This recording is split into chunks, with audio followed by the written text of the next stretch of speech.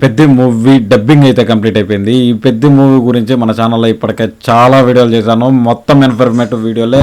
మీరు కనుక ఇప్పటి వరకు చూడకుండా ఉంటే ఒకసారి ఛానల్ చెక్అవుట్ చేసేయండి. ఇంకా వీడియోలోకి ఇన్ఫర్మేషన్లోకి వెళ్ళే ముందు చిన్న request guys, please do subscribe to our channel and do support మీ. ఇలాంటి మంచి మంచి న్యూస్లు అప్డేట్లు మీ ముందుకు తీసుకొస్తూనే ఉంటాను. This is Sai Kumar signing in.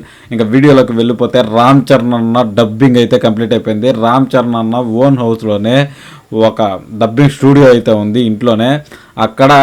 ఇక్కడ మీకు ఫోటో డిస్ప్లే అవుతూ ఉంటుంది చూడండి. ఈ ఫోటోలో కనపడుతున్న అతని పేరు పప్పు. ఈయన రామ్ చరణ్ గారి పర్సనల్ డబ్బింగ్ టెక్నీషియను.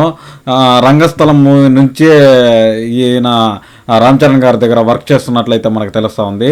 కంప్లీట్ అయిపోయింది డబ్బింగ్ అనేసి అని మనకు తెలియజేయడానికి. రామ్ చరణ్ గారి పోర్షన్ అయితే డబ్బింగ్ కంప్లీట్ అయిపోయిందంట.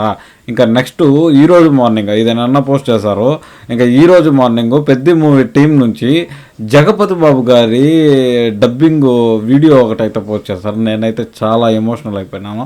జగపతి బాబు గారు డబ్బింగ్ స్టూడియోలో కూడా అంత ఫుల్గా యాక్టింగ్ చేస్తూ అంత ఇంటెన్సిటివ్గా అంత ఇదిగా అయితే డబ్బింగ్ చెప్తా ఉన్నారు. నాకైతే మైండ్ దొబ్బతున్నది, అసలు మైండ్ బ్లోయింగ్ అని చెప్పాలి. ఖచ్చితంగా జగపతి బాబు గారు వాయిసేనా అది.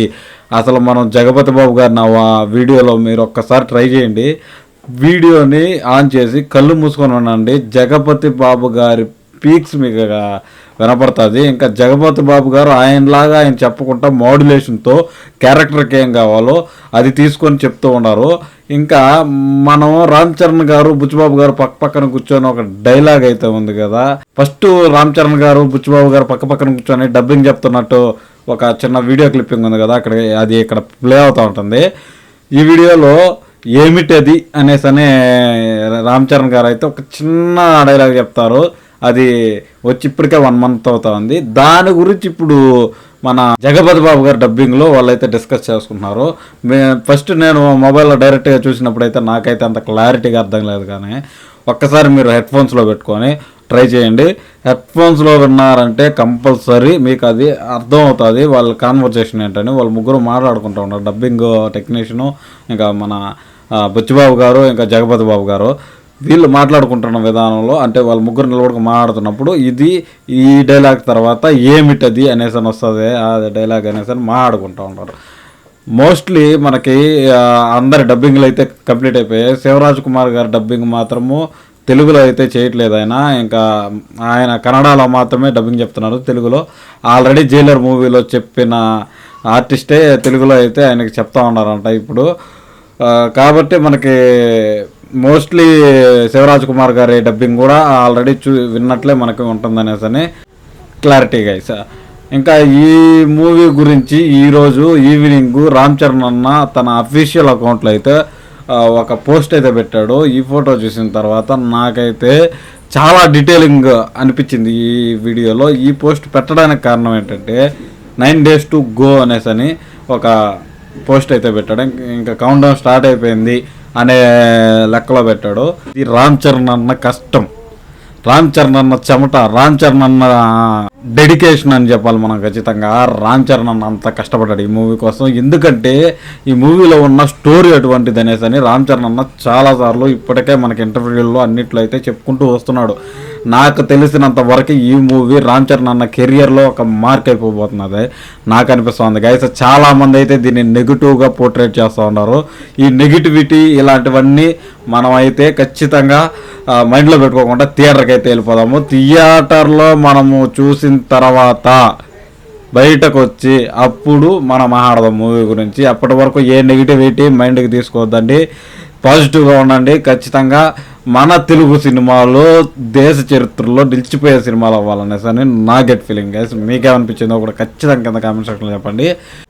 రామ్ చరణ్ అన్న బాడీ ఇంకా ఏం చెప్తాం మనం ఆయన డెడికేషన్కి. పహిల్వాన్ అంటే ఇలా ఉంటాడు అనే రేంజ్లో అయితే ఈ పోస్టర్లు అయితే నాకు కనపడ్డాడు. పోస్టర్ ఆల్రెడీ హనుమాన్ జయంతికి ఒక పోస్టర్ వదిలారు కదా, దానికి మించి ఉన్నది ఈ పోస్టర్ అనిపించింది. కాకపోతే హనుమంతుల వారి భక్తులం కాబట్టి మనకి ఆ కథ ఆ పోజ్ ఏదైతే ఉందో అదే ఎక్కువగా మనకైతే నచ్చింది.